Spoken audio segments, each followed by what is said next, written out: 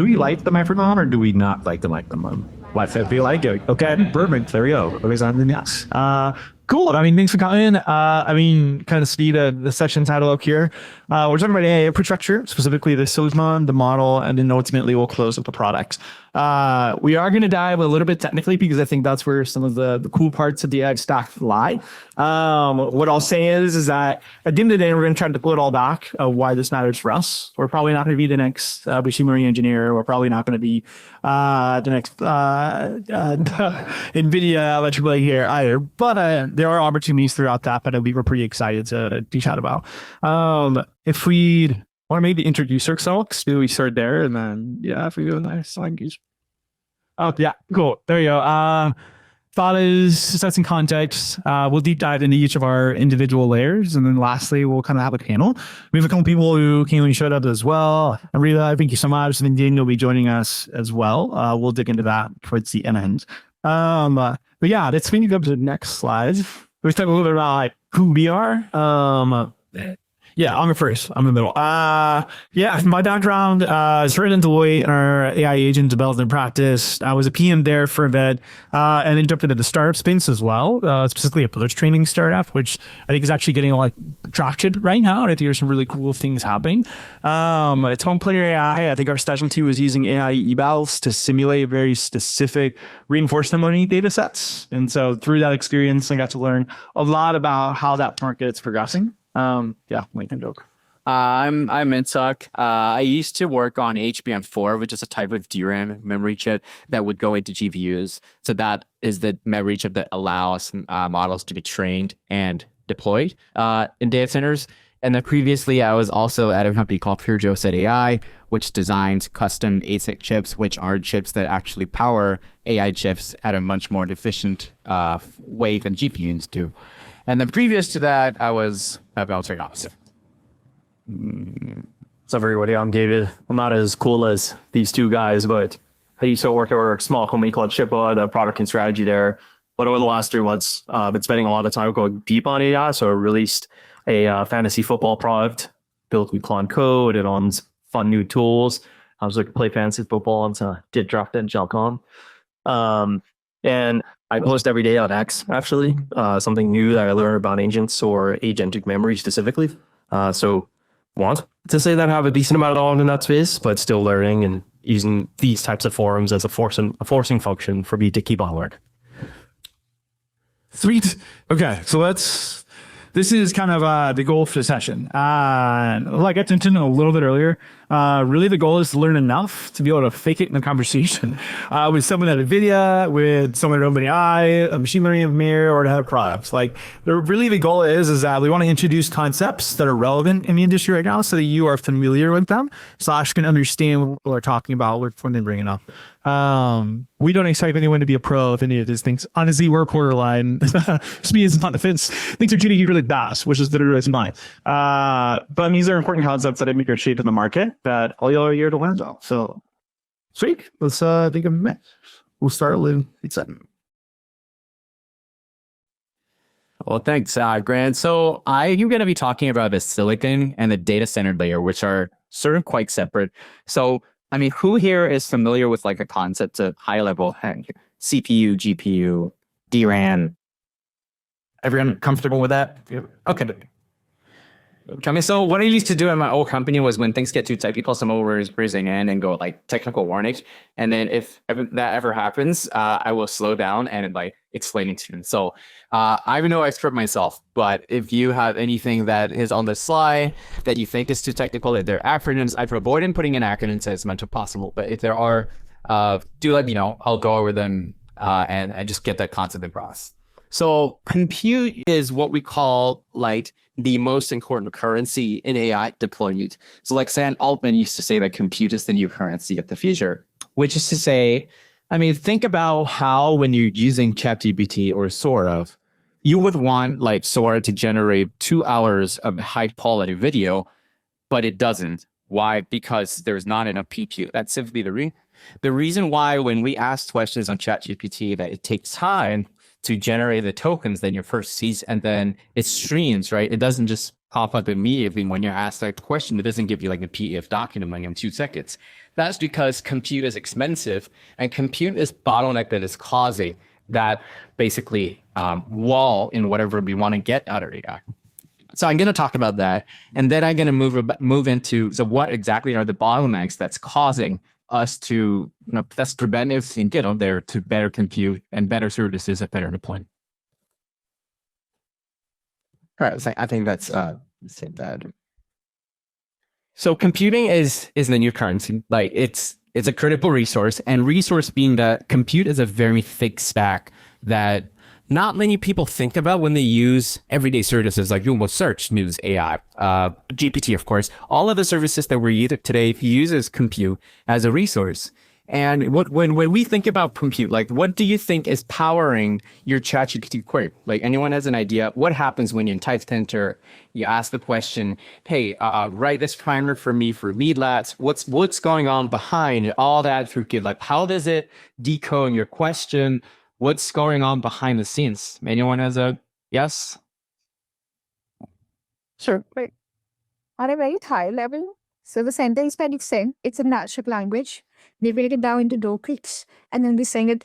So the process is called inferencing, and the model is loaded on your CPU processor, and it's called a forward pass. Like basically, when you send up the tokens, the model takes it as an input, and then it would process it, and that's where it will pass through the GPU and memory would be used, and then they give you same exact truth. That got very high up. Yeah, sure. Thank you. Yeah, that's right. I mean, that's what we call inferencing. So inference is what happens when you ask a model a question or send it in a query. So it will generate a response. It will give you back a video or spit out a sentence that's outspoken, like from text to video or whatever. So that's an inference process. The other layer of compute is train. So we divide compute usually into training and inference.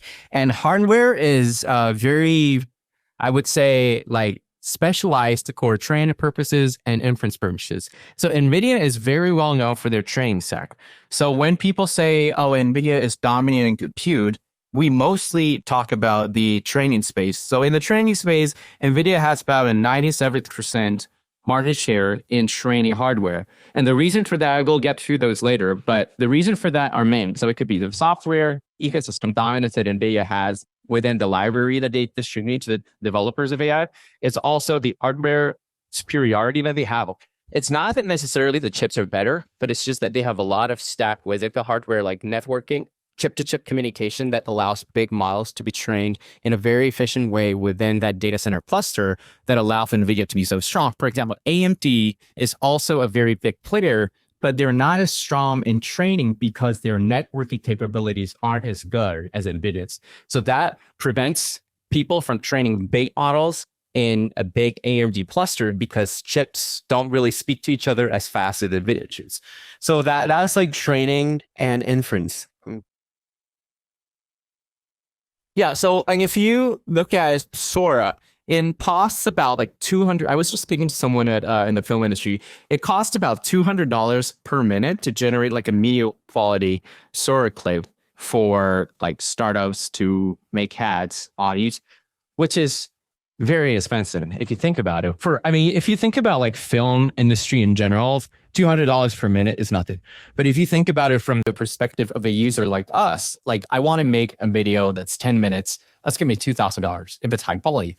No way I'm going to pay for that. So how do we actually get people to spend more? And how do we actually get these services rolling out high quality tokens and output so that people can use more and get more out of AI? And that's what's causing the bottleneck with computing. So we basically need more compute and cheaper compute and more efficient compute. So these are some of the key elements that you want to look for when you're talking about like compute. Like how do you actually measure compute? One of the things that we really talk about in semiconductor design is what we call a PPA, so power, performance, and area. So when you see a chip, like a GPU or a silicon chip, power is basically how much power the chip uses. So think about like an EV or your phone. They all run on batteries, right? And they talk about how much wattage the device uses when you're using it. So like a 60 watt per hour performance. It's the same in GPUs or CPUs. We go, the power that the chip consumes, and the higher the power, the more capability that it potentially has. Not necessarily, but potentially. We also have performance. Performance is basically when you buy a MacBook, you're looking out for like M4 Pros or M4 Max. That's the kind of performance, like how much compute can it do in a second? So we usually measure that in FLOSS or TOPS, which is floating operations per second, and then TOPS is tera operations per second. It's very technical, and it's basically how many computes can you do in a second. And when you think about AI models, it's basically just trillions and trillions of operations per second. It's based very, very simple calculations that are going on. Like when you're talking about CPUs, the kind of computations that a CPU does is very complicated. So the analogy that I always like to use is a CPU is a MIT PhD degree holder that's just solving a very difficult problem one at a time. Whereas what a GPU does when we're doing AI training or inference is more of like, think of 10,000 high schoolers doing very simple additions and multiplications at the same time and consolidating all the information. And that's what we call parallel compute. So you have a lot of different people just working on very simple problems in parallel, but it's just that you need billions and trillions of those kind of computations for AI to make sense. So when people say, oh, we need a lot of like good quality data, we need like to do fine tuning. We need to get good quality data from, let's say, like pharma, if you want to do drug discovery. That's what they mean. It's like, we have all this data that we can use, but how do we synthesize it into good quality output? We have to get GPUs to work on all of that data and synthesize it into the core model that we have. And then that's what Brand is going to get to this later, but that's what we're talking here about. Another big part of compute is memory. So when you buy a phone or a computer, we have storage, but we also have the RAM, right? Like we know that bigger RAM is just better performance. And that's exactly the same in hyperscaler data center compute. So what a RAM does is it basically holds information temporarily for the GPU or the CPU to use from the main storage. So it's like a holder, like a cache of information. So like, let's say a professor shows you 10 words, you hold it in your head for a while, but then you forget it after an hour, right? So that's basically DRAM. So the more you can hold in your DRAM, the better the performance of AI models get. So that's why the storage capacity of the DRAM and the bandwidth that the DRAM can communicate with the CPU and the GPU and the main storage is very, very important. So the more you can communicate and the more you can hold, the better compute you get. So that's one of the other important areas of AI. And HBM is a critical part of that because prior to the H100 or the A100, which is one of the latest NVIDIA chips, we have not been using HBM. We were just using what we call DDR, which is a type of DRAM memory. HBM is a type of memory where you stack the DDRs into multiple layers, so you get much more compute space. You also get much more bandwidth. And that's something that's very important in giving as well. Networking is another thing that I talked about just now. So when you have networking can be chip to chip. It can also be GPU to GPU. It can also be server to server. It could also be data center to data center, but I think that's beyond the scope of like hardware. That's more like urban infrastructure. So when we're talking about hardware bandwidth, we usually mean NVLink or InfiniBand. And NVLink is a very specific type of proprietary NVIDIA technology that allows GPUs and servers to talk to each other at a very fast speed. And that's something that only NVIDIA has right now. And that's what's giving NVIDIA this like extreme advantage when it comes to training large models. AMD is trying to do that with InfiniBand and a lot of other players like Broadcom. I think Intel is also in that big group of companies trying to work on a competition to NVLink. But they haven't really caught up to that yet. So NVLink right now is dominant. Software stack, you might have heard of like PyTorch or CUDA. PyTorch is the main framework upon which people in machine learning develop their models. It's developed by Meta. It's open source. CUDA is another framework that basically allows developers to customize their GPU to the purpose that they want to train or inference their models. So CUDA basically allows people to get the most out of their GPUs. And CUDA is NVIDIA specific language, which is, again, is what gives NVIDIA its edge over other competitors like AMD or Google TV. Thanks.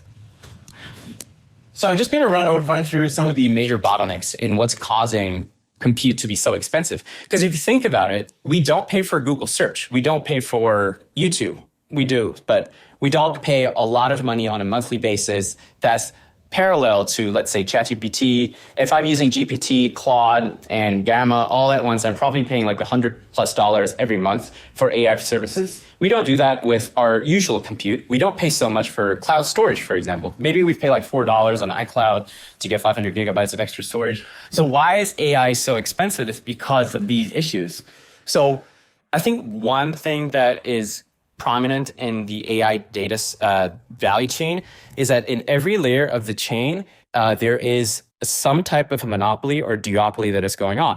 So if you think about the GPU layer, you have NVIDIA. And then if you think about maybe the CPU or the IP layer, you have ARM, you have Intel. They dominate x86 and ARM architecture. And then you go down to memory, you have SK Hynix and Samsung, which has like 90% of the market share, maybe Micron. And then you go down to foundry, you have TSMC, which is like 80% of the entire advanced node market share. And then you go down all the layer of the stack down to maybe the nano node of who builds the equipment that can build nano facilities. It's like ASML. They also have a 100% market share in EUV equipment. So you have a monopoly or a duopoly in every section of the value chain that is driving up the price. And that is what's causing AI compute to be so expensive. So obviously there's a lot of room for innovation and disruption. It's very early in the market. A lot of investors are pouring money into different parts of the supply chain to make sure that we get disruption and get things to be cheaper. It's going to take a lot of time. So, for example, chip packaging is something that TSMC is very, very good at. Hynix is also very good at it. Samsung is trying to get better at it. They're not really seeing a lot of success. So chip packaging is very, very important because I think I got a diagram here. So that's what a chip actually looks like. So it looks like a shiny piece of glass when you just look at a chip, but this is what it actually looks like. So that's the memory that I was talking about. They hold a lot of the weights or data of the model that we want to use, and they go back and forth between what we call a logic die. Die is basically the chip. This is a GPU. This is a CPU, this is a GPU. So they communicate between these channels. And packaging is basically how do we put these different dies together to work? And the reason why packaging is so difficult is if one of these lines break, the whole chip dies. And that's a very expensive chip because one H100 will cost like $40,000 or B100 now. And one story that I heard in AWS when they first deployed the H100 series, when NVIDIA first launched it, is that a lot of the chips, like 20% chips failed in the first 6 months that they deployed. And that's a huge cost because, and one of the reasons for that is packaging is very difficult to get it right. When you use chips, even when you play games, for example, on your computers, it gets very hot. The fans start flaring. It's because a lot of the data movements basically cause a lot of heat. And when heat is there, the chips start to what we call warm. So it's going to do that. And then when you stack different chips together, they expand and contract at different rates, and it causes it to warp and crack. So it's a very like mechanical failure that's going on. Like people think that AI is like very state of the art. It's like something that's going on in very clean cut factories, like super robotics kind of stuff. But it's actually just, it's like making a crate cake. It's like if you get one layer wrong, it's going to crack, the whole cake's going to collapse. So it's like a smile warpage because it's doing that, and then it's a crying warpage, it's doing that. It happens a lot in chips. So that's what I use to sort of explain this concept. When you go on a highway or like a railway, expands and contracts at different rates. So they have these kind of things to make sure that it doesn't happen.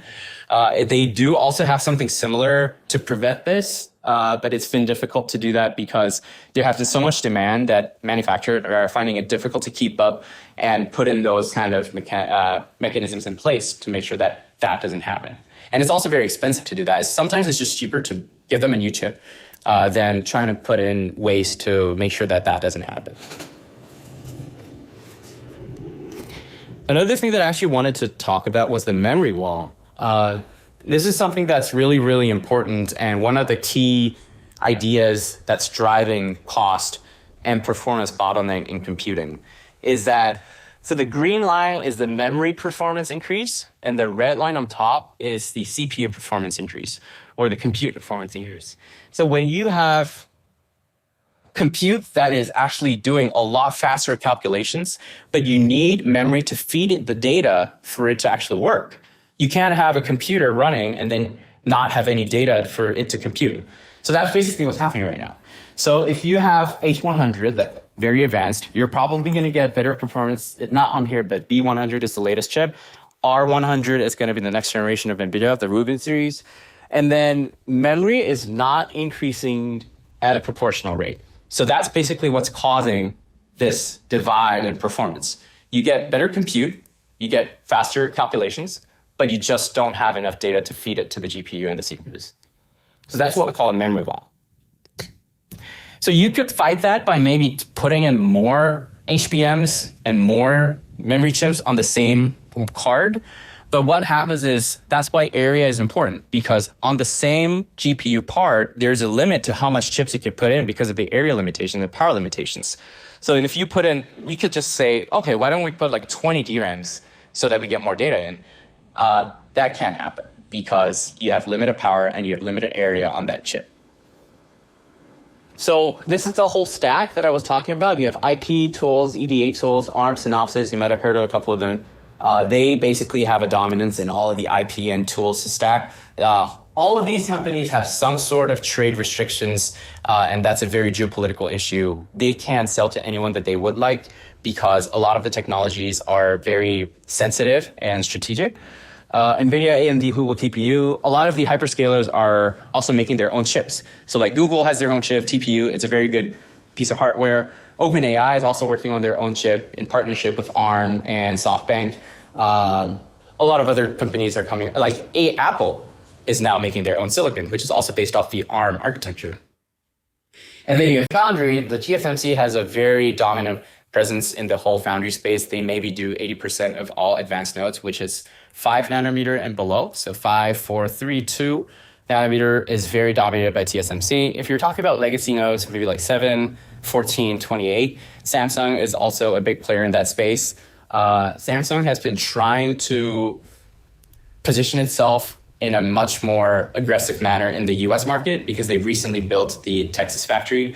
So they've been very aggressive in terms of like their negotiations with the US government, saying that, okay, now we have actually a running plant with advanced nodes in the US. So that's something that we could work with. And then you have memory, packaging, Hynix, Samsung, Micron. They basically supply almost all HBM chips, like 99%, 3 companies. Hynix has about maybe 70, 80% market share of that. And then we have systems and cloud, which basically are service providers and cloud companies like AWS, Azure, and Google. So just a summary, TSMC, advanced chip production, NVIDIA market share, all of these big players are holding up a lot of market share, and they have very big margins that is good for their shareholders, but not good for people like us, because that's causing a lot of bloat in the supply chain. And a lot of investors and governments are concerned. So they're putting in a lot of money and effort into trying to get in to disrupt that supply chain. I think I'm just gonna, I'm running out of time, so I'm gonna hand it over to Grant. He's gonna talk about the model there.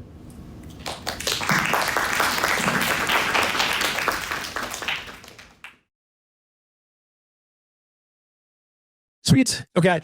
So yeah, we're gonna chat about the model layer now.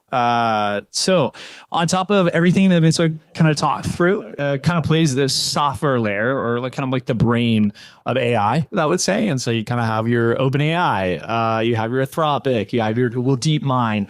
A lot of these players and labs are developing some of the leading cutting edge models and are starting to do some really, really cool things. I'm sure all of us use ChatGPT or Anthropic or something like that in our day-to-day lives. What I'll cover here, one, I'll do an overview on the actual foundations and the architectures of these models to give you a framework on how to think about the models that are out there right now.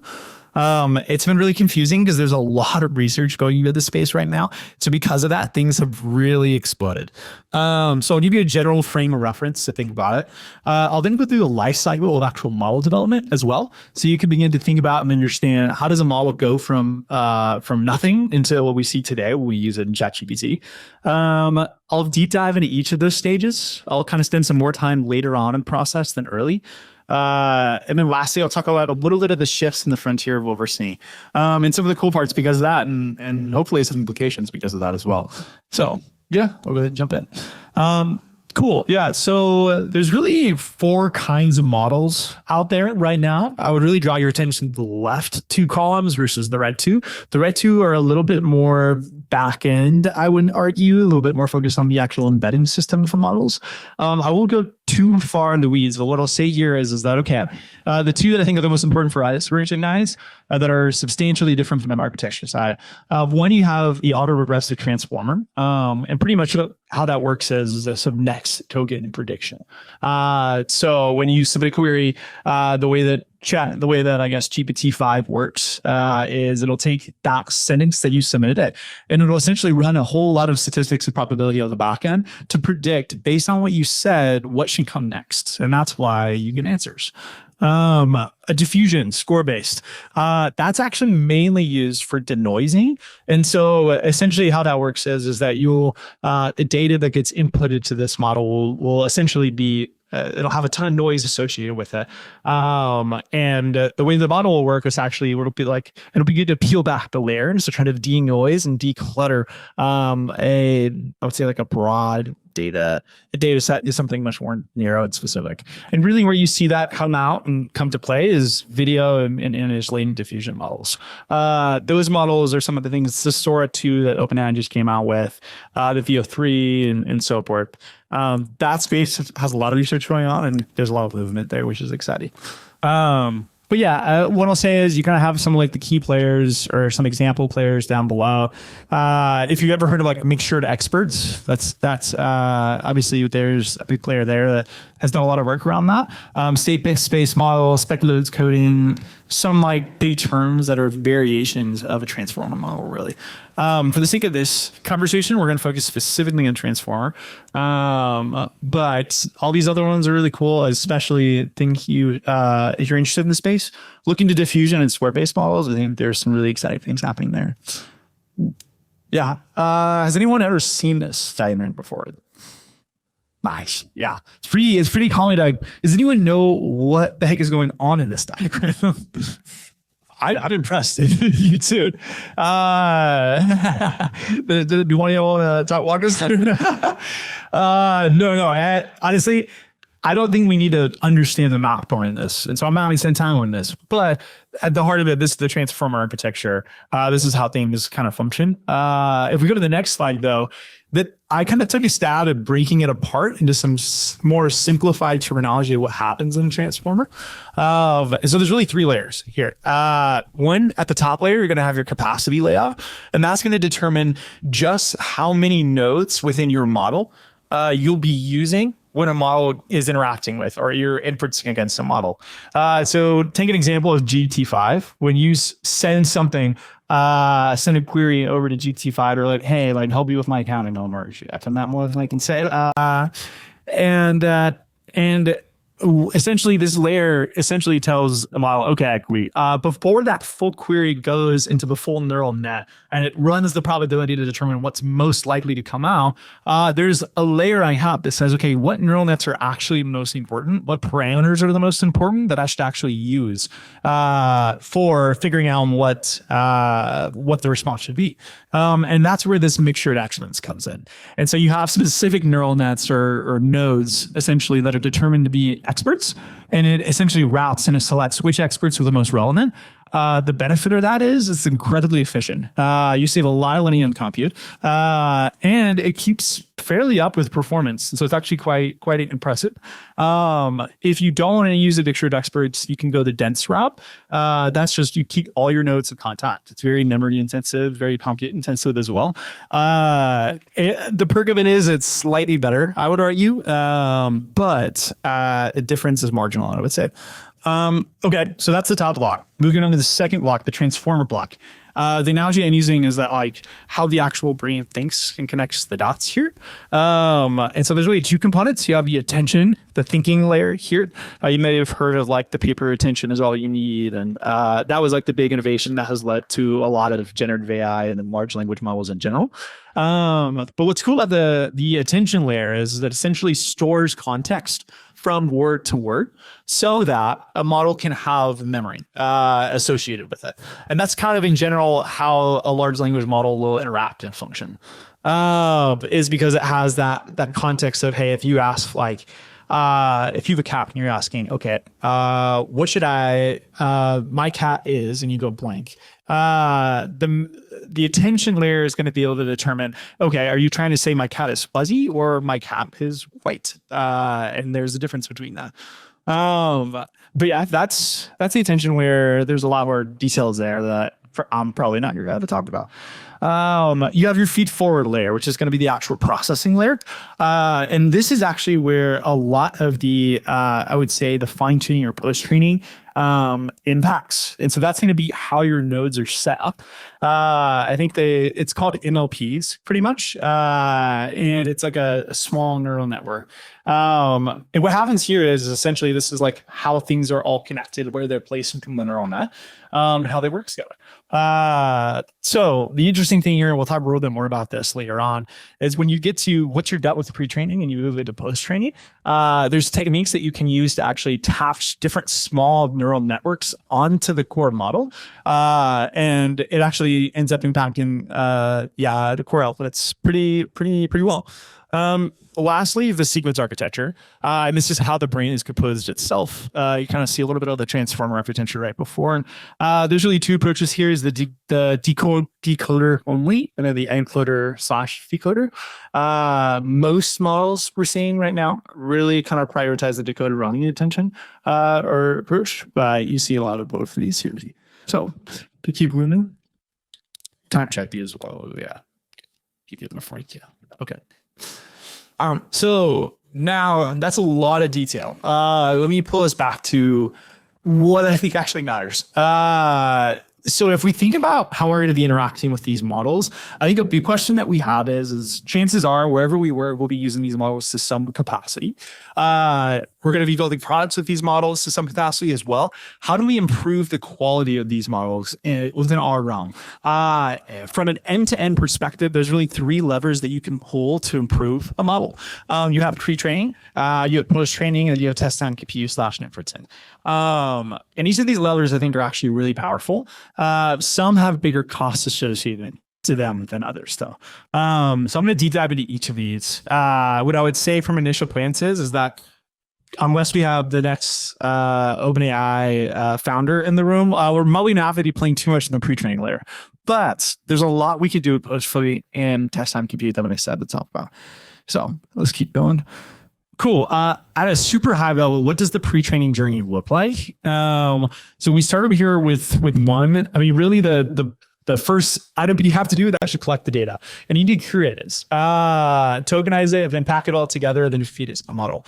One of the most interesting things that is being explored and researched within this space is what types of data to include at what stage of the pre-training process. There's been some really interesting research about what coding data can do for a general language model. So you think about GPT-5, yes, you can use it for coding, but let's not take that. Why don't we do Claude 3.5?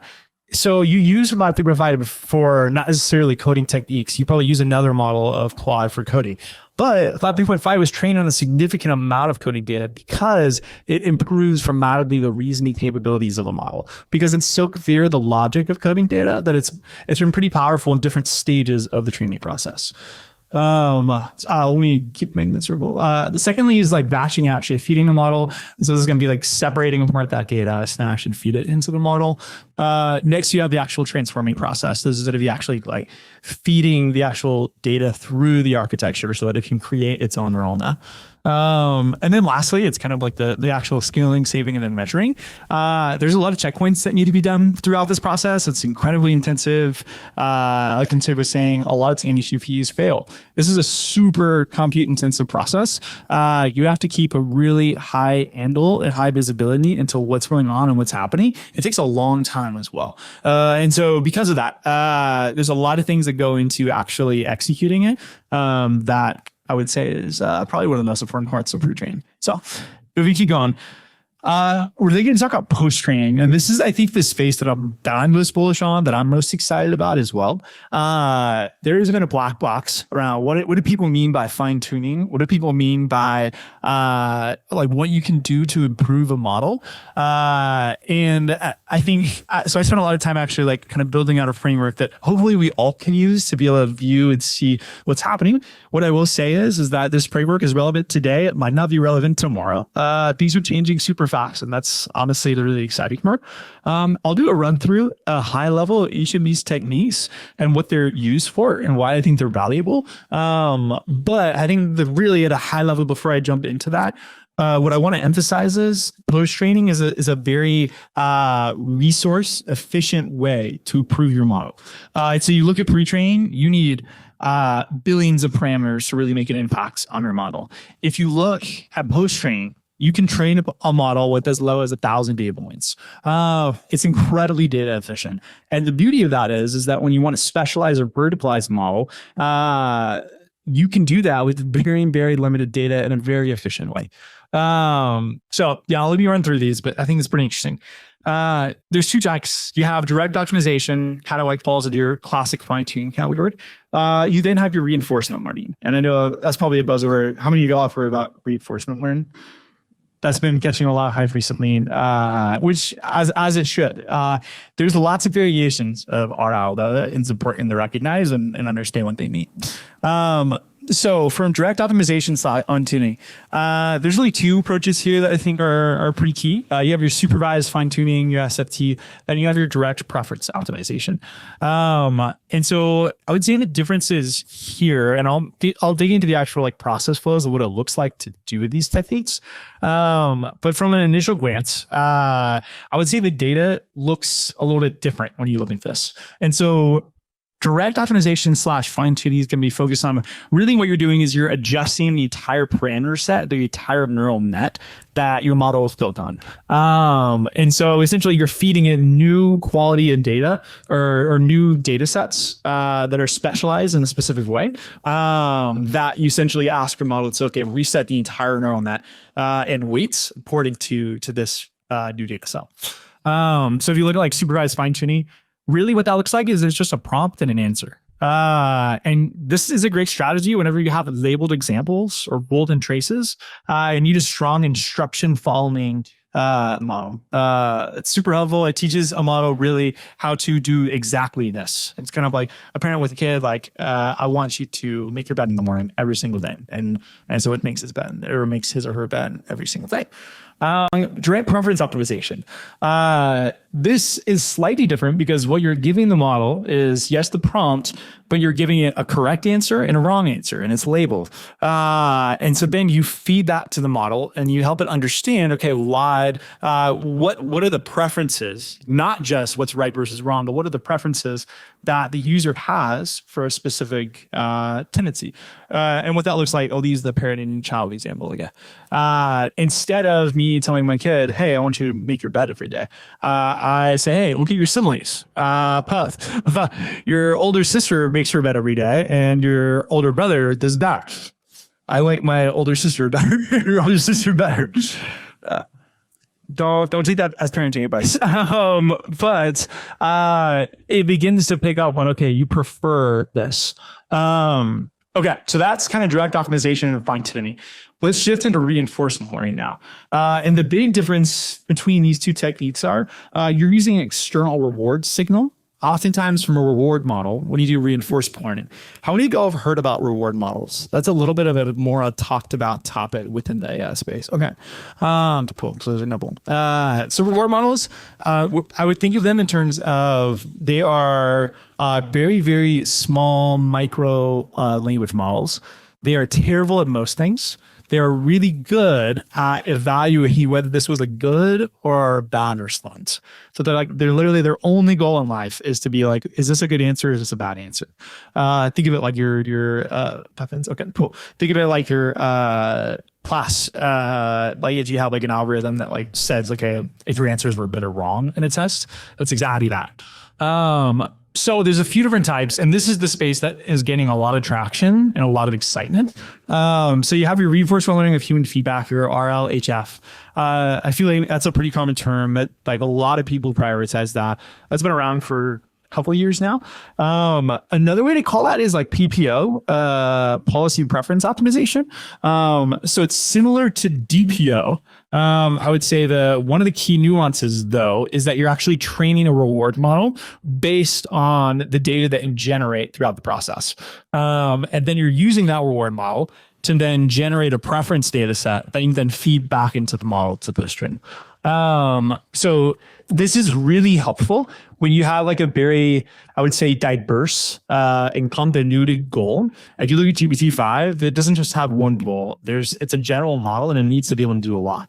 It's because of that, what this does is this tends to generalize goals. It makes it really interesting. And so you can improve helpfulness, safety, brevity, and so forth. But it is more compute intensive. So that's the downside. And it is more labor intensive.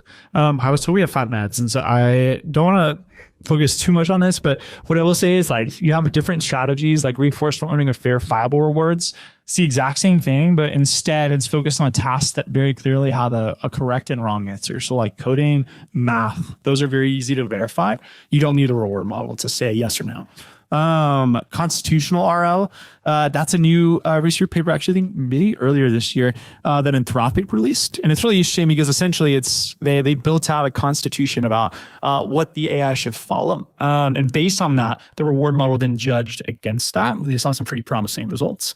And then lastly, group relative policy optimization.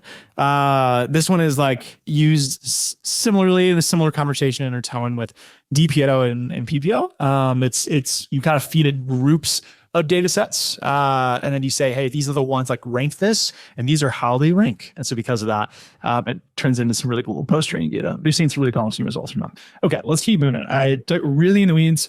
I'm not going to spend too much time on these because I have 5 events. This breaks down what the actual process looks like of following through these post-training techniques. We'll share these slides afterwards. I saw somebody will take a photo. So we'll share. Y'all have this. We'll also like update it with the questions that we get. These are super interesting. There's like, I think the way that people are testing and experimenting with how to feed what type of data through the model and what kind of impact that has on the data or on the model itself is really exciting. Is we're seeing a lot of uplift from varying limited amounts of data. So yeah, I'll fly through this. I have like 6 process diagrams for each of them. Yeah, there's all reinforcement learning ones. Okay. So that was the second layer. Now I want to talk about the third layer really quick. I'm going to breeze through this as well. But there's been some recent research that has actually been really exciting in terms of, okay, you have your pre-training and you have your post-training. Both are fairly compute intensive if you look at your regular person. Like for me, am I really going to like have a GPU just hanging around so I can post-train my model? Probably not. And so those that have a barrier to actually being able to do. What's exciting from a product line. So if any of y'all are interested in starting like an AI startup or you're trying to build like a product solely based on some of these models or a component of your product built on these models, a key lever that you can leverage is some techniques to where you're not actually having to post-train, not actually having to go and like going to acquire a GPU. But you can actually just launch very specific architectures on the test time and compute layer / inferencing layer that allows you to improve the quality of these answers and responses significantly. And so the way to think about this is when I'm using a product and I'm like, I'll just use ChatGPT and I submit a question, instead of it giving me one answer back, in the back end, what it could be doing, and it might actually, I don't know, is it could generate 1,000 responses to my one question. and then it uses a verifier or like a reward model on the back end that reviews those 1,000 responses. And it's like, okay, which of these actually addresses the core problem that he has the most? And then it picks that one and actually sends that back. There's some cool strategies like that. And what's really interesting is you think like 1,000 API calls, that's super expensive. In reality, if you really compare it against some of the pre-training and post-training techniques that you can leverage, it's actually quite efficient and affordable. So it actually makes more sense to try to leverage test time compute / inferencing techniques more so before you get to post training and training. Depends on the use case, but it is like an area to explore. I think I'm running out of time, so I won't just go into these, but these are really fun. There's lots more, honestly, that are out there. Cool. This is what I'll close with, is that why all this matters for us. One, I think it's super important that we know what this technology is. I think as we think about what's next in our careers, as what we're interested with, that's starting something or joining an organization that's doing something tangential to the AI space, I think it's really important to understand what the limitations, but also what the opportunities for improvement are for these models and how you actually prove them. I think there's a lot you can do. And I think for us specifically, the post-training and the test time compute is very relevant. And I would love to chat more if you all want to talk more about it, but that's my delusion.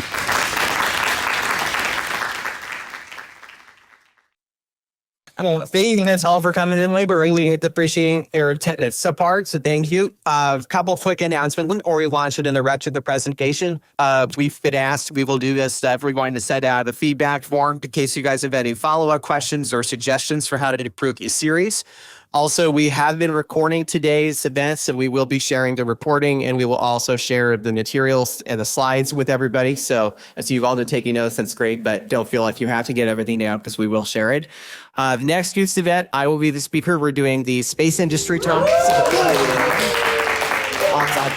How to adapt a thing type. So it's going to be here in this location, but it starts at 3:30 instead of 4, and that's just based off of room availability. So we'll be going from 3:30 to 5 is how long I've looked the room. They end a little early.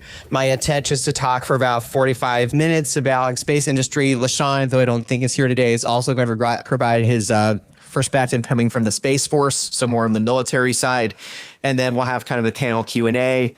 And that's how that's going to work. So, but what I will ask you guys is, and I'll put this in the group chat as well, if you have any questions specifically that you would like us to cover next week, please let us know so that we can work that into the presentation. And with that, I will hand it over to David.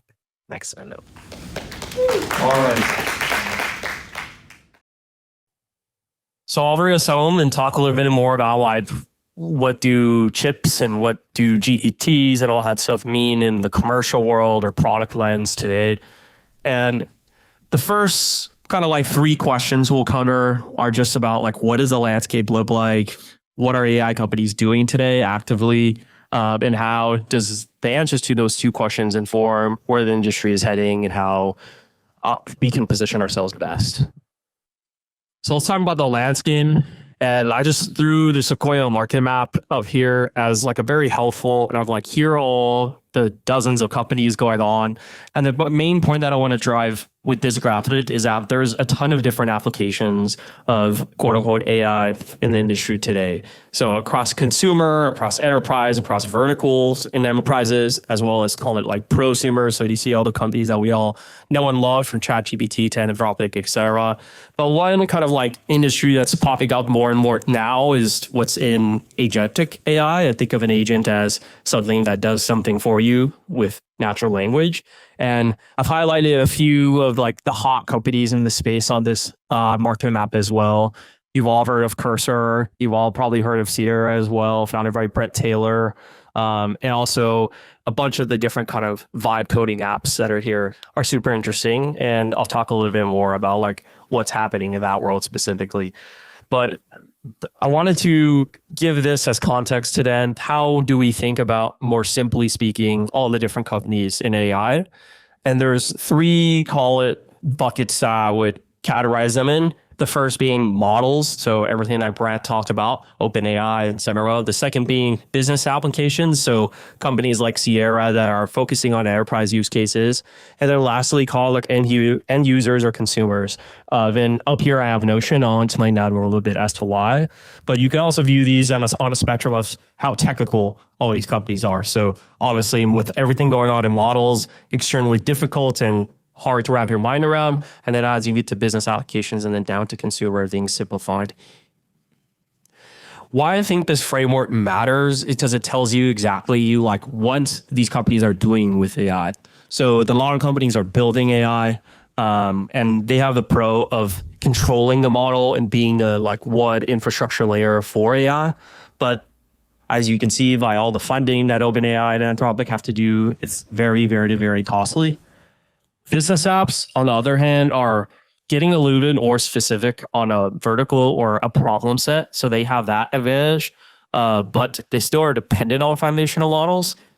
And then lastly, call it like the consumer side is a lot more focused on getting AI in the hands of people faster. So they're optimizing more for user experiences. But again, they're suffering because of the usage-based pricing that they're under heat of from the auto companies. And then also they don't have any control or involvement. Maybe that would change with all the stuff that Graham mentioned around fine tuning, but that's still a huge problem. And again, just to drive home the point of how AI is being used and the different dynamics of these companies. We talked about how the different AI types of companies use AI right now. But let's talk a little bit about how defensible each of these types of companies are. The one thing that's super interesting right now is that there are a ton of different model companies. OpenAI, Anthropic, you have DeepSeek, you have Alibaba, and all of these companies are taking on a different strategy when it comes to closed versus open source. And what that tells us is that the model layer is quickly commoditizing and there's low defensibility there, and meaning from the perspective of new entrants. When it comes to business applications, it's all about establishing what kind of data moat you have, because all of these models are specifically built on a very broad set of data. But if a business application can make that more specific to a business problem and integrate within workflows, that's a really compelling opportunity from a commercial standpoint. And then arguably what I think is the most defensible business right now within these different types of AI companies are the consumer and end user companies.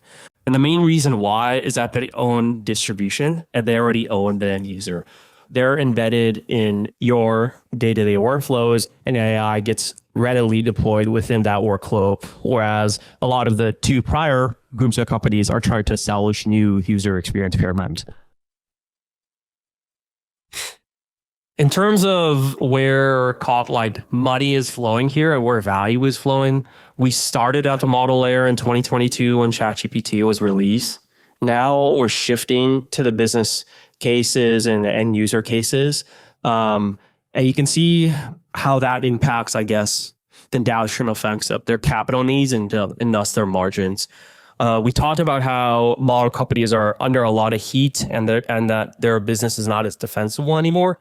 And their margins are clearly compressing when it comes to like a Azure business scale and how much money they need to raise just to stay afloat year to year. Business apps and consumer apps are also under pressure, but the more that you own the end user from the perspective of the company, the easier that they're able to maintain over time. The key kind of like takeaway I want to drive on this slide is the capital needs, and I kind of hinted at that. OpenAI has raised $58 billion. Harvey, a legal AI startup, has raised $861 million. And then a company that maybe we're all users of, Notion, has raised $343 million. So it's an order of magnitude difference in terms of the capital needs for all these different types of companies. And that's why I think this is a really helpful framework. I kind of hinted at this already, but the main point that I think of what the landscape is and the implications of it is just that the model layer is highly commoditized and owning the end user is what matters. And we'll talk about now kind of like what's happening in the market today in the framework of like two big headwinds. The first being there was an NYT study released maybe 2 or 3 months ago where that outlined a really daunting stat that only 5% of enterprise Gen AI projects were successful. And that means 95% of them failed. Why? 4 key points that I want to kind of drive home for us are: one, the one thing that you maybe took away from grant session is all the crazy math that goes on behind a model. And ultimately, that means that the model is non-deterministic. It is a probabilistic model. So it probably thinks that your cat is fuzzy, not that your cat is white, depending on all the other contexts. But traditional software, on the other hand, has been very deterministic in terms of user flows, actions, etc. But since AI, it is super probabilistic. There's too much variation and hallucination that's becoming kind of like the, call it, Achilles heel of AI models in Gen AI today. Second, and this goes back to also an early point that Grant was trying to roll with reinforcement learning, evaluation of an AI model is still unsolved, meaning we have all these benchmarks. Maybe some of them are actually representative of how good the model is. Maybe some of them are not when it comes to coding, different types of tasks, etc. The main point that you want to be aware of there is that it's a wide spectrum of different evaluations, and no evaluation was not solved. So we're not able to actually tell if the AI is good at doing X task based on Y.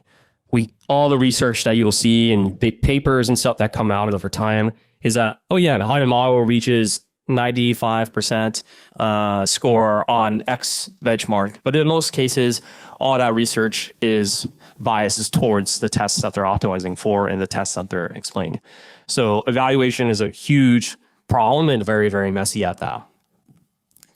Thirdly, I kind of hinted at this as well. The US patterns in AI are really underinvested in and not yet figured out. You have ChatGPT kind of like established that first mover advantage and the default AI interaction being with the chatbot. But because the use cases of AI are so vast and so wide when it comes to consumer versus business versus agents, et cetera, it's not really clear that a chatbot actually is the best way to do it. And that's a problem that nobody has figured out. And that's a really key contributing factor as to why people aren't adopting Gen AI, because it just doesn't fit in how they work today. And then lastly, the cold start problem or the chicken and egg problem. AI needs useful data in order to be useful, but people won't use AI unless it's useful. So how do companies better curate data, better curate actions that will then result in more adoption?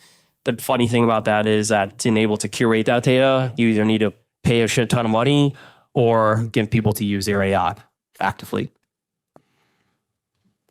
The second headwind I hinted at earlier is that we're in a really interesting period when it comes to venture-backed companies in the AI space.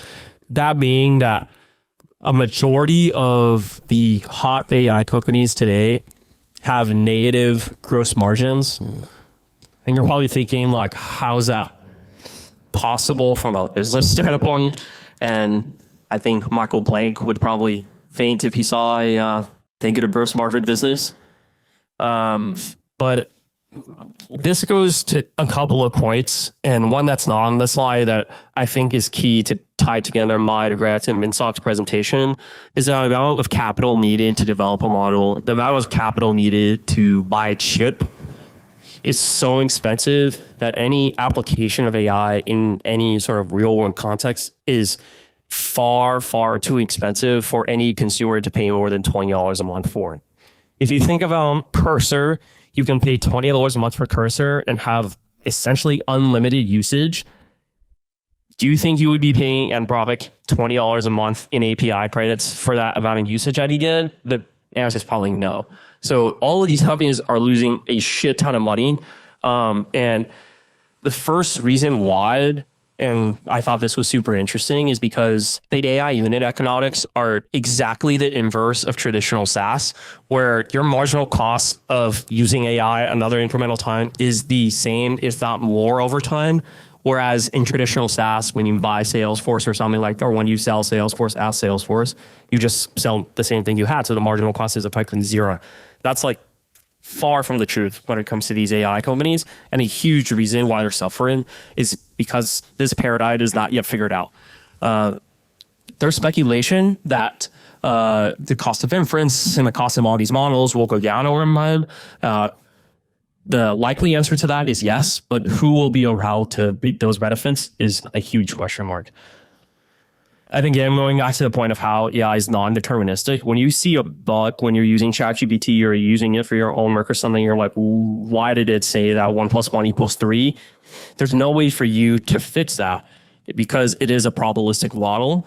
And in traditional tech companies, when there's a bug, when I press the next button on morning flow on Google or something like that, it's very easy to go back into your logs and say, hey, there's a bug here and fix it. But in AI, since everything is so probabilistic, you have no observability or flow to then say, okay, this will never happen again. It's never deterministic.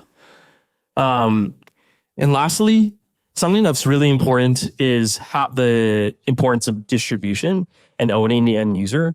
So product quality varies significantly from AI company to AI company. And there's no real science today of like what UX paradigm wins and who's going to be able to win the end user. And because so many of these new AI companies with negative gross margins don't own the end user, they're also spending a ton of money on the back end on marketing, free trials, etc., that then accumulate, I guess, negatively when the customer actually uses the product. So it's kind of this vicious cycle of your CAC going up and up and up.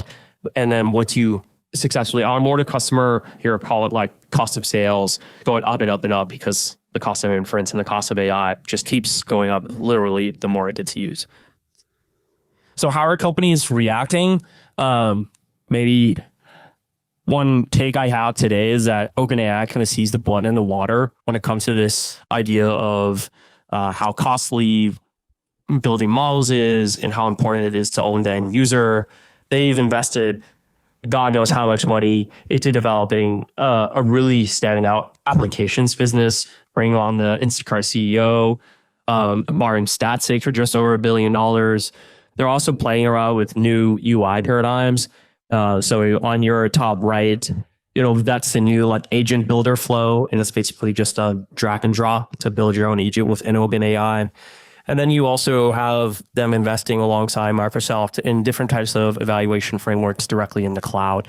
So all of those problems that we talked about just a couple of slides ago are things that OpenAI is actively pursuing. Another interesting example when it comes to the UX paradigm that we have yet to figure it out is that basically companies are throwing shit out the wall to figure out what works.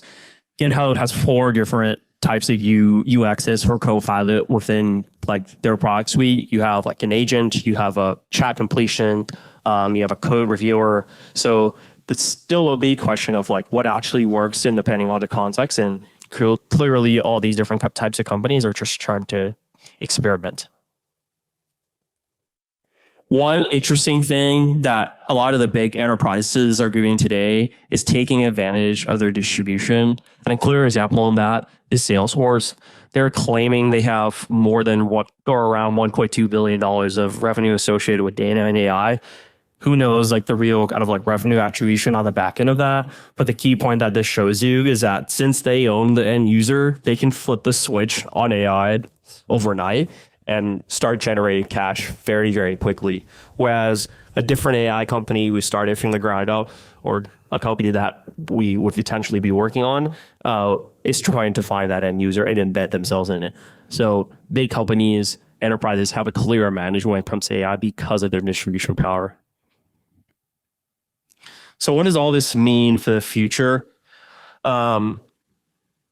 I think what we're all interested in is figuring out like which one of these companies is going to win. And the next 4 points that I'm going to make hopefully could be helpful decision points or dimensions for you to think about that decision. The first is the AI companies that will win in the future are the ones that can optimize for proprietary data. So Harvey is a really good example of being really embedded in like legal specific data and data workflows. But the question that we'll have to ask these AI companies is like, what data load do you have? Because if you're reliant on ChatGPT, one thing you should, if I backtrack a little bit, one interesting thing that you'll see in the market is whenever there's a new release of ChatGPT, the stock of Duolingo like plummets in response. And that's because like ChatGPT just gets so much better at language translation, iteration to iterational. So if you're just competing using a GPT wrapper, let's say, it's going to be very hard for you to stay alive and take advantage of potential inference cost drops over time. The second is like, what is that right UX? This is a problem that is going to be iteratively solved, that's clearly shown through GitHub. But if you find a company where it's clear that their product is just embedded in the day-to-day workflow of somebody in the business problem that they're solving for, it's not so much about they're an AI company, it's so much that their UX serves the AI in such an effective way that the value is super clear. We talked about distribution and the importance of that. A friend told me that if you really want to work in AI, go to one of the big tech companies because they own the end user and they can distribute AI very quickly, and they also have the capital to stay alive during this hype cycle. So that's another like key input I would think about as you consider different AI companies. And then lastly, kind of like similar to one is like prioritizing for a vertical approach. Like building a company for a whole set of problems is way harder than building a company for one problem. And I think too many companies these days are trying to solve too many problems, and they are getting kind of shafted over the back end of that with difference costs, etc. You're probably thinking like, isn't this how you build like a normal business? So no shit. Like, oh, these are all the things I look for already. The thing I'll bring us home with is that there's probably going to be a massacre of the AI companies in the next like 2 to 3 years. 46% of that you're finding what's AI companies this past quarter. What is that telling you? That there is just a big hype trend going on right now, and that bull is definitely going to get ready to burst. On the note of like GPT wrappers, there's already companies in this space that are dying because the next iteration of ChatGPT is just doing what they tried to do on the previous generation of ChatGPT. We already have seen like thousands of these types of companies disappear simply overnight. So the massacres, I guess, already on their way in some sense. And just to bring it all up or wrap it all up for us, I'll bring back Grant and Minsook to the stage, and we'll talk a little bit about like maybe the future implications. I can start us off by just saying that like there's a lot of hype going on right now, but my main point and my main takeaway from going through this research or presentation is that just get back to basics. Who's building a good user experience? What problems face the big? It doesn't matter if they receive venture funding from Sequoia, Excel, or whatever. Are they solving a user problem? And just thinking about it from first principles. Yeah. Okay, cool.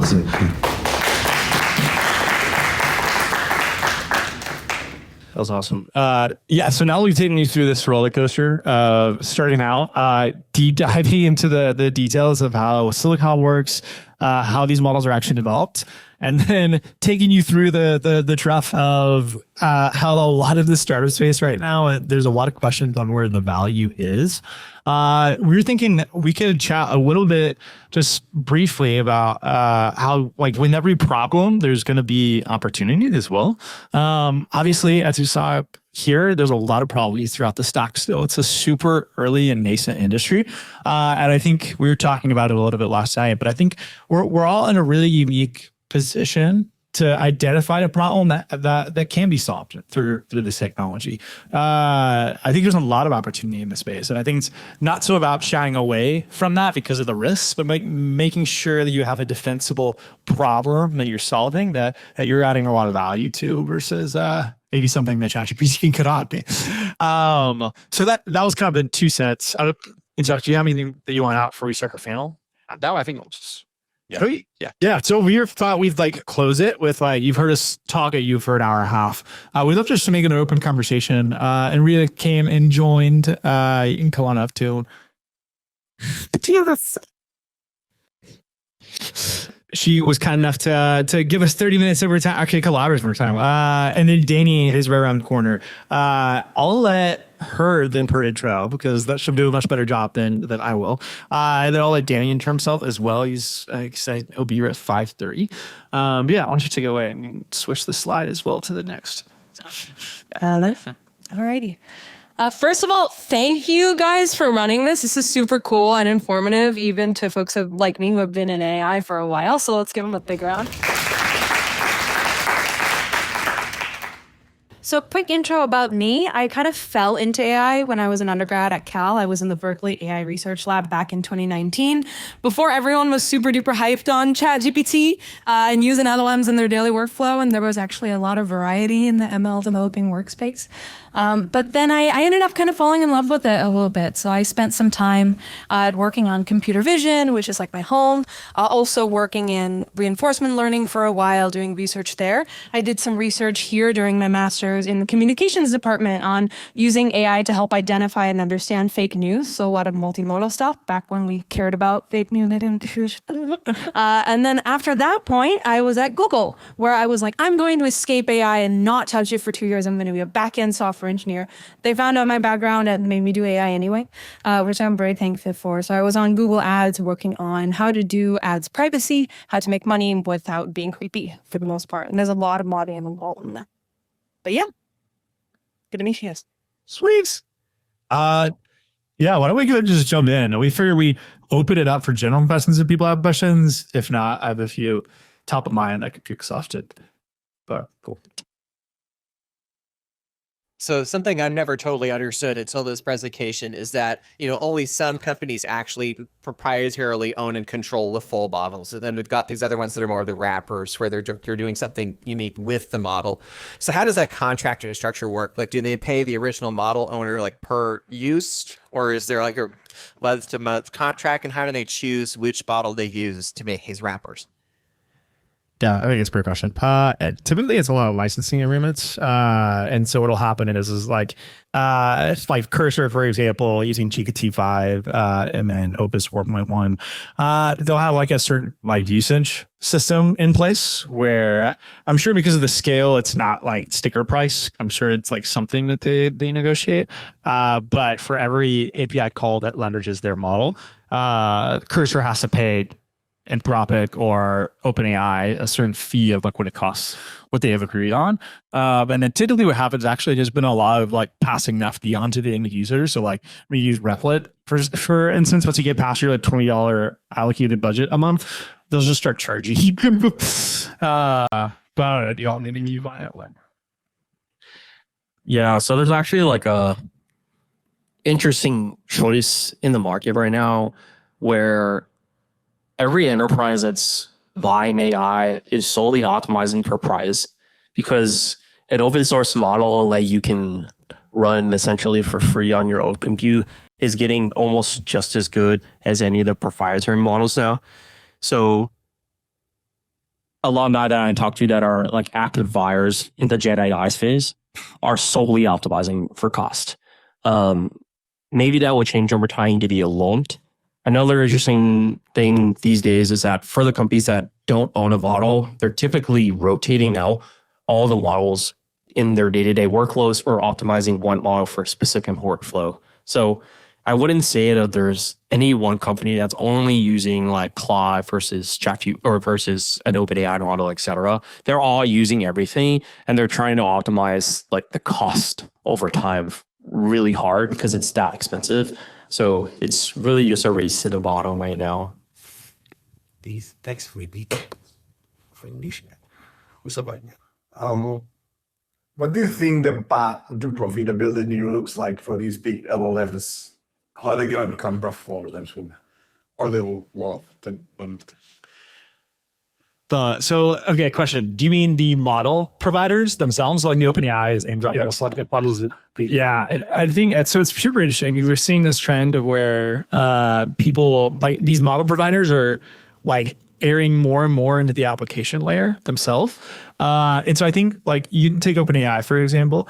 I think they see a lot of furniture in ChatGPT because it has so much consumer adoption. It is really rare to have a consumer app with that much traction and that kind of network.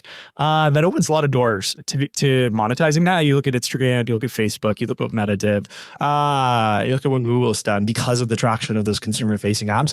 That distribution channel becomes super important and super valuable. So, like to what David was saying, like I think what's going to happen is these model providers, as these things are getting commoditized, and they're just going to lean heavier into the product. They have things in house. They can verticalize they're probably best positioned to verticalize, to be honest. If they can find the vertical expertise to bring in house to then build a product around that space, I think they'll do it. Yeah, I don't know. Yeah, just to add on to that, I completely agree. And I also want to emphasize that productizing AI is something that's been going on for decades before LLMs showed up and before they became consumer facing. Google search, Google ads are one of the critical examples of this, I think, over time. So productizing does indeed mean moving into the application layer. And I don't think that's the blocker these companies want to make. I will just add that if we're talking about profitability, we of course have to talk about costs. And the key driver of costs for big LLM providers is compute cost. And that is why companies like OpenAI have been investing hundreds of billions of dollars into building their own infrastructure, their own chips. This might be India, but I've worked on a couple of projects where big tech companies really just want to move away from proprietary NVIDIA or AMD stack. So they want to build their own chips. Google is already big in that with the TPU. OpenAI is doing a big Stargate project where they're investing I think $500 billion for the next couple of years to get their own architecture, own framework of compiling that language into the chip. So they're basically building their entire ecosystem of their own. And what I know is that Sam is also investing a lot into nuclear fusion technology because he's just crazy about infinite and free energy supply. And that is also part of the infrastructure layer that is just driving up the costs so much. So if you look at all of the big tech companies, they have definitely some sort of effort in housing all of these compute, whether that's a chip layer or the software layer. It's just a matter of how successful they are. The last anecdote I'll add is companies are getting smart. These companies are getting smart how they're applying their models. So Meta is giving these MBA contracts to PhD nerds. You're wondering, how is some Chinese dude worth the same amount of money as LeBron James? I don't know. But they actually came out of their last earnings, or maybe the earnings before that, of how they applied Lala to better target ads to their customer base, and that resulted in like an apples to apples 7% increase in ad revenue for that sample. So if you think about the scale, like a Meta or a Google and how they serve ads, if they can get smart with targeting with LLMs and with generative AI, then the opportunity can very easily be justified and quickly become profitable. So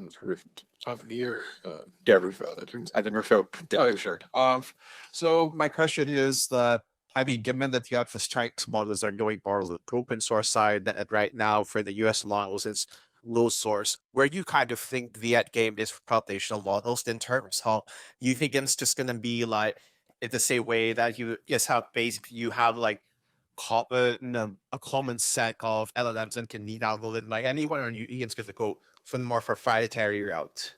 Like we can kind of see what that game is because it's been unbacked like for product, the business layer, everything else. I have a lot of thoughts about open source versus closed source. I was actually talking to Jen the other day about it. She came in and chatted with us afterwards. Oh, yes, sorry. The question is essentially like, how does open source fit into the broader? What's the end game? Yeah, what's the end game? Open source versus closed source. Like, how do those intersect? Okay, yeah, okay, yeah. First off, great question. I've been thinking a lot about that. The Starbucks app right before this was doing a lot of thinking about that as well. Their big strategic bet is that most of the market will be going towards open source within the next 20 years or so. I agree. And it was interesting. I was talking to Cho about this because I think she actually disagreed in a lot of ways, but her points were super valid. I think we're going to see like a clear segmentation of businesses based on what their capabilities are based on. If you have the budget to afford an AI and knowledge research team, or even a little arm that can build with that, I think you will be headed towards open source. If you do not have budget capacity or interest to do that, you'll stick with the closed source players. And I think your point was really valid. I think what we've been seeing in the last 5 years, though, is pretty much most of the Fortune 500 companies, they're investing in their own AI LLMs. They're bringing this talent in-house. And I think the next step for them is going to be, like, especially with what we're seeing in the post-training space, taking a Llama, taking a DeepSeek, post-training that specifically on their data that they have built up, these treasure troves of data. Taking that, if they could do that in-house, like, I think the next 10 years, we're going to see a lot of these Fortune 500 enterprises using more of their in-house models versus close. Sorry, just to follow up, that's okay. So the follow-up there is the indication then if you're going to meet anyone that's built, fraudulent, that eventually AI is just basically just get up the either table stakes for whatever service so you're bringing up to market in the future, basically. Yeah. I mean, I've been answering a lot. I don't want to take Twitch's. My 2 cents is honestly, yeah, I think so. I mean, I'm super bullish on it. Like, still, though, I think it's becoming pretty foundational to the way that business runs. And I think, regardless of what tools or what providers you use in the back end, you'll either be using open source or closed source, and it's going to be kind of like a requirement. But Yeah, I mean, I think for companies that are building around AI, the most important thing is that you're able to have switching and out models. I'd offer a different point of view, I guess, on the closed versus open. I kind of think that things will move towards closed. The main reason being is because there's a whole ecosystem of things that these closed model companies offer as part of their model, whereas the open source is just, hey, download these weights and then figure it out yourself. And I think enterprises typically want that white glove service of one AI call to access like best-in-class LLMs. So I offer like the opposite side of that, but I don't know who else. I have kind of a middle ground take. My thoughts here are that exactly, I think the auxiliary features that a closed source model provides, like one really sexy API call that you can use to get up and running and out of the ground, is fantastic. But I also think if you're building a company, starting with that is going to be the easiest way to get off the ground. Moving towards open source is going to be the easiest way for you to save money long term. Like, hire an engineer and get them to figure this out. And I think that's going to get you the same performance gains, maybe with a little bit more maintenance of switching between the models that you actually want to use. I just had something to add. I think from an infrastructure perspective, I know we have a couple of like defense tech folks here, but if you're talking about like data sensitive industries, it's very difficult to go and work with companies like ChatGPT because they would very rarely accommodate your request to keep all of your data in-house. So companies like Samsung, whereas do you work for, they're very sensitive about all of the like semiconductor data that is being just churned out in their fabs and factories and all of the design houses. That has to stay in-house. So that has to work on an open source model, which all of the data and all of the training, all of the inference stays in-house. It can never leave the network. So I think in industries like finance or healthcare, pharma, defense, that would be, I think, like my take is that these are the industries where we would see more on-prem deployment on open source models initially. And then after that, like, God knows, but I think that's what I see. Thanks. Hi, everyone. My name is Max. First of all, thank you guys. This was incredibly helpful and informative. I spent the last 5 years as an investor, and we looked at dozens of AI companies. And I guess one of the questions I'm still struggling with that we've thought a lot about is, where does value accumulate long term? And I think over to your slide about how there have been failures, the companies that have failed. I think it seems to me like so much of the value is accumulating to a relatively small subset of companies that keep getting bigger and bigger and bigger. And I guess what I would be curious to hear your perspective on is, as the open edge world push more into the application layer, as a lot of these companies deepen their relationship amongst each other, already was good OpenAI, NVIDIA, SoftBank, etc. I guess what I'm still struggling with as someone who thinks about trying to build in the space and or invest in the space, A, where does value accumulate long term, and B, where's the real disruption and innovation for upstarts? Yeah, just to repeat the question, where is like value would accrue through the different types of companies in the space? Honestly, this feels a lot like cloud 10 years ago or 15 years ago, where everything's like kind of converging to 3 or 4 companies. So in terms of where like value actually will accrue, the earlier, from an investor standpoint, I guess the earlier you're able to get into a company is probably where all the return is going to be. I think Anthropic, OpenAI, etc. are playing a lot of funny games when it comes to acquisitions and stuff like that too. And that seems like the more likely path for all of these companies rather than like a complete prep like unicorn IPO route. So from an investor lens, at least, it feels that one pre-seed is where you need to play it. When it comes to like the different types of companies, I actually think that starting a company in this space is like really difficult, like specifically from a consumer lens, because of how powerful the distribution channels are of the other big companies. So that's one. When it comes to like the enterprise layer, there are very specific workflows there that I think are super interesting, but then I think it then boils down to distribution and then the timing of like that acquisition game versus that. So I don't know if that answered your question, but that's how I'm feeling about it. I have some quick thoughts on it. Honestly, I've been thinking about a very similar question of like, if I want to build in the space, like essentially try to build my own thesis around what do I think is worthwhile to invest in and build kind of like my moat. And honestly, I don't know for sure. I think it honestly ties back to the open source question a lot in my mind, of how much do I think people will be erring towards open source versus closed source? And if there is a transition there, what are the demands? Like what are in the gold rush, like what are the items like the shovel that people are going to need to do so?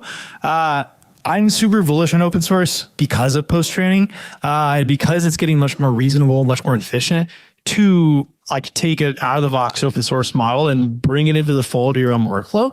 I think there's going to be a lot more, I would say there's a lot more value to be had within the post-training layer, because right now it's really a black box that really only labs do. And then starting to be some traction, like you saw the like inking machines released their like Tinker API the other day that was like designed just totally for reinforcement learning. I think there's room for a lot more like HoloLens mocks type plays like that. I don't know. We'll see. But like that's one. I think the other area that is pretty interesting for me is like the diffusion model space. So you think of everything with video, everything with image-based models. I think that's like probably 5 years to 10 years behind what the language model space is at right now. I think there's a lot of value we have there. And I think the market is very clear as to what kind of impact they'll have. So those are the two spaces I'm thinking about. That's where I'm building my thesis around. I think there's a lot of like specific data. I know that we've talked a lot about that as well. And so I also want to give Davies here, so maybe I give him a chance to introduce himself. Yes, sorry, relayed. I just learned about how much OBA's in GRC is, but human, yeah, they don't miss the question. But how is that? So why don't you just introduce yourself? Yeah, I'm Danny. I worked at AI most recently, and before that, and Scale AI. And yeah, I've been dotting the space of like AI startups, AI infrastructure, AI for science. It's kind of my say I'm in RL too has come out of the main interest right now. Yeah. So the question was just found like where value is accruing, and where there's like opportunities that are still big. I don't know. We found for like data citations, see out in our hearts. Yeah, I definitely have thoughts on this. My take is whoever builds like the durable reinforcement learning environments of the future is going to make a lot of money and be successful. I think what we've seen in terms of like the data layer for AI for the past 5 years has been a lot of like human demonstrations of like, how to be a chatbot or like how to, do XYZ. In like the next 5 years, it's going to be how can we provide environments for these like already pretty good models who are like, high school level at a number of tasks to learn and become like superhuman AlphaGo level at.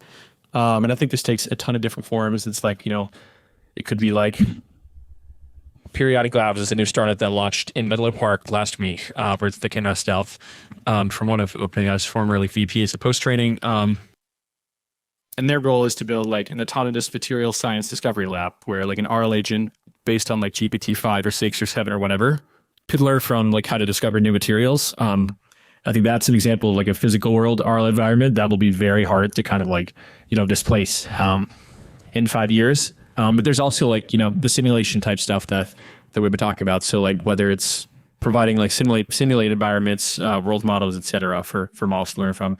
I think that's like the most interface. And I think that's like, what we're starting to see like all the labs like to pay off for it. To tie it back to the slides for the post-train space, the actual data that you need to post-train is like super specialized. And a lot of the very high value use cases, honestly, just don't have that data documented and they don't have that data at their fingertips to post-train on. And so what we've talked about is like some of like the really cool value pools that are pretty untapped right now are going to be the spaces that don't have that data. And so those are going to be people that are like building that data from the ground up. And there's ways to do that. But like he said, like Periodic Labs is doing some really cool stuff there, but I don't know if you know areas. Just to add on, one area that I see a lot of value in is ML interpretability and observability. I think there are a lot of areas that are largely unexplored exactly because of the non-determinism of these models and because the quality is not up to snuff for things like, for example, financial institutions, which require really rigorous justifications of the models that you produce for them or the predictions that you have, or education to a certain extent where there's real risk of harm to students, or medicine where the harm becomes life and death. I think tapping into observability and how models make these decisions, computer vision has done a really, really good job of this, but I think on the language end, we're still lagging behind on what we need to do. It's a good question. Thanks for doing this. You guys like speak really well about all this. It's like amazing to hear. So clearly you guys are pretty, it's awesome. I was going to ask, what like media do you consume, especially now, like in school and things like that? Like, what are you listening to? What do you read? I have a couple of newsletters that I try to keep up with, but honestly, I had a big inbox of unread newsletters right now. It's been hard to keep up with. TLDR is really nice. They have different like tastes of TLDR based on like a research lens, a product lens. Those are really nice. A Neuron, I think, is pretty nice as well. So those are newsletters I didn't hear people to register for. Trying to think, what else did I do? I mean, this podcast wise, like I'm good at like acquisition for Fires and acquired. Yeah, that one's just so nice. It's not AI specifically, but like they do a really good job of like telling the story they need. I've actually been able to do a lot of due diligence on companies through Fire actually. So like the other day, like ARM's CEO came and talked, and they did a podcast on ARM, and so I was able to go back and listen to that, and I feel like I learned so much about the space because of how much research they did. So I'd really like. In terms of like AI specific news, if you're interested in like research papers, Emergent Live is like an aggregator of all like the trending research papers out right now. So that's like a good source to find out like what's actually a hot research topic right now.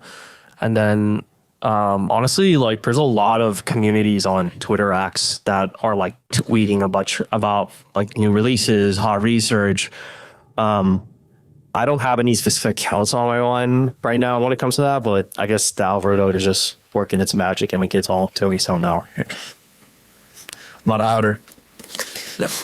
Twitter, a lot of the stuff is happening with Twitter. I was just going to add for the semis and infra side of things, I just screened one, and that's semi-analysis. It's a guy called Dilip Patel. He is an amazing writer. He does say, like, a lot of the articles sometimes have, like, not so, like, sometimes it's controversial because, like, he publishes stuff, like, on the day of NVIDIA's GTC, like, product release day. It goes off 5 at 8 a.m., and Jesse gets pissed. But Otherwise, it's a very good source for just getting a primer on like the whole stack, understanding different parts of pixel layer. He does, he and his team does a very good deep dive of like how this product get made, what's the cost of like building an NVIDIA chip from like literally zero to like $1,000. What are each of the components that make up that $1,000? So it's a very good primer for, I think, getting into like understanding semiconductors. One more. This is less on like the research side or like getting into details, but if you're interested in like public markets and AI and their like global geopolitical implications, Stratechery by Ben Thompson is like a really, really good one.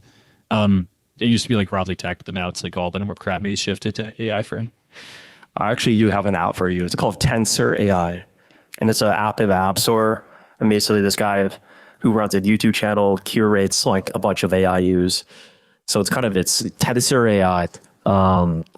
It's kind of new, so it's kind of fuggy, but it actually does have like kind of interesting like RSS feed in a way. One last thing I'll add, this has been fun for me, but we have like an unbelievable CS department here. So I've just been like auditing like our whole courses and pretty much just like listening in on lectures, that public, like the speakers as well. Super fun. I don't have to agree with I'm figuring out like which ones are worthwhile versus not. It's kind of just like exploring the catalog and like asking V2s who's like done it and tried it. The one I'm in right now is pretty much just talking through research papers is CS 220A. That was super cool. And super easy to just sit in the back and listen.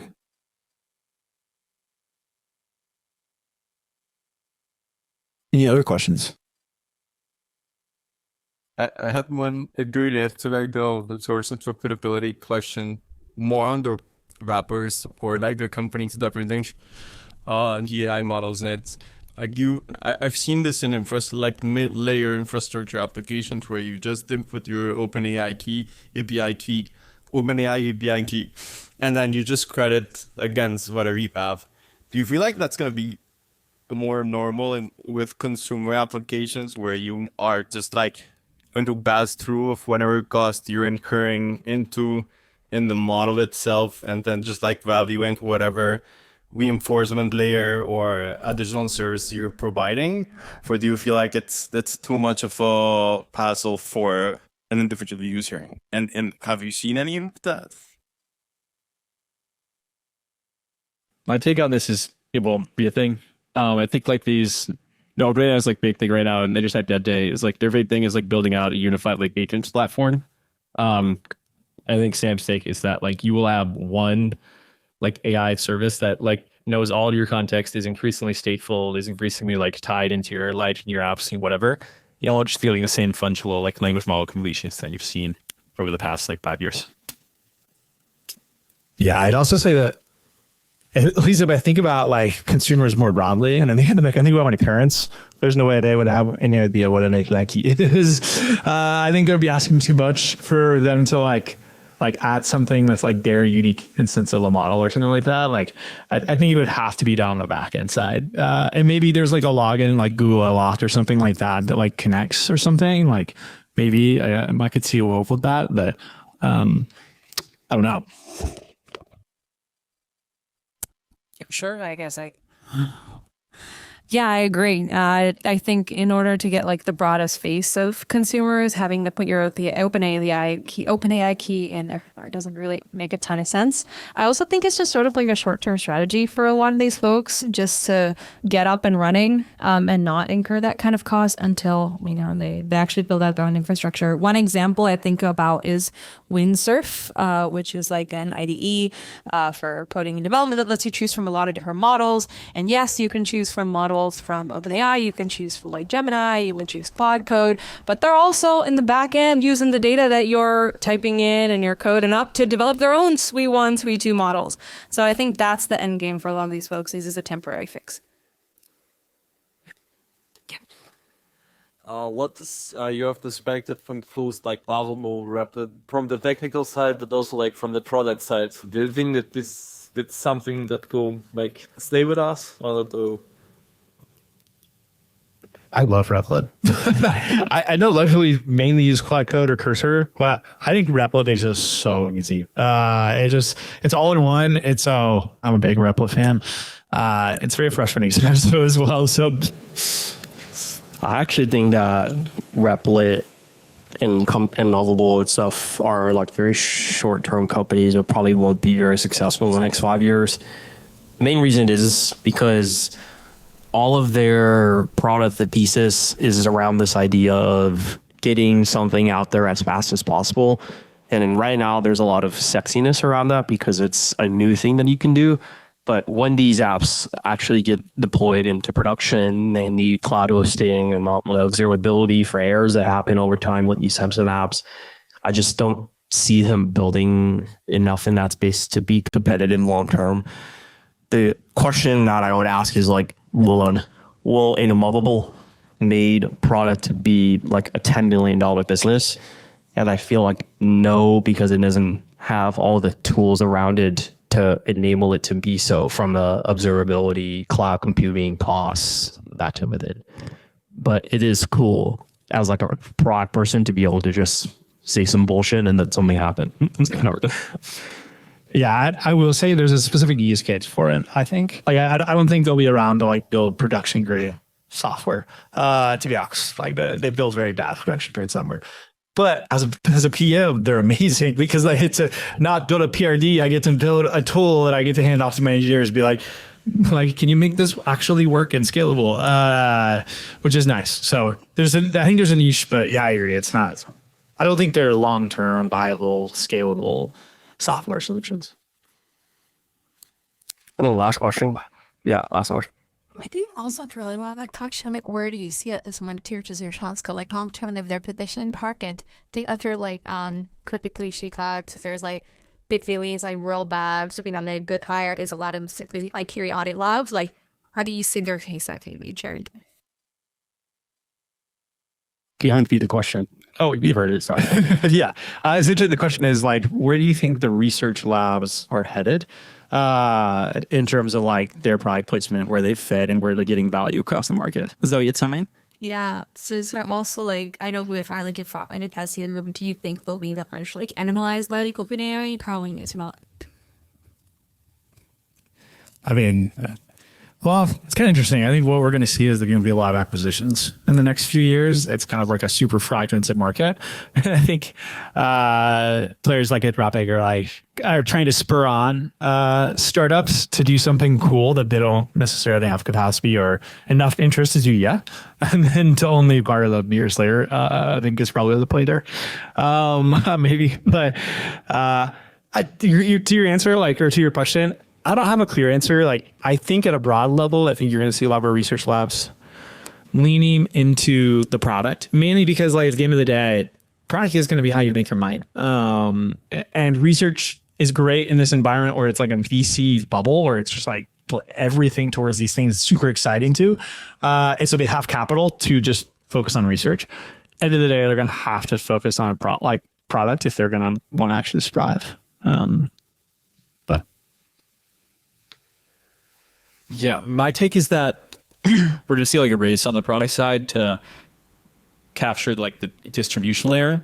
So like OpenAI is like recently announced the hardware play.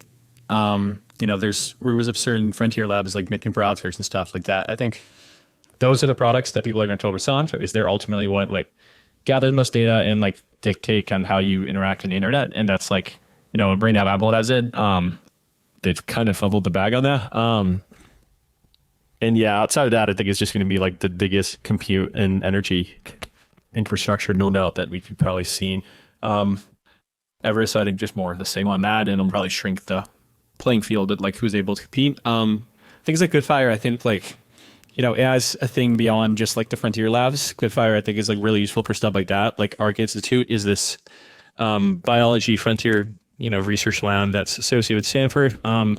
And they've done a lot of work with Goodfire because they don't have like the same internal research shots to like build out their own interpretability tooling. But it's kind of essential to their use case. So I think that's like where there's other players and they're aiming like serving AI players who are on the frontier less. Another plug for open source. Those like interpretability tools really only work when you have open source made access to the weights. And so if you don't, it's a little bit harder to actually see what's going on. But I think that's it.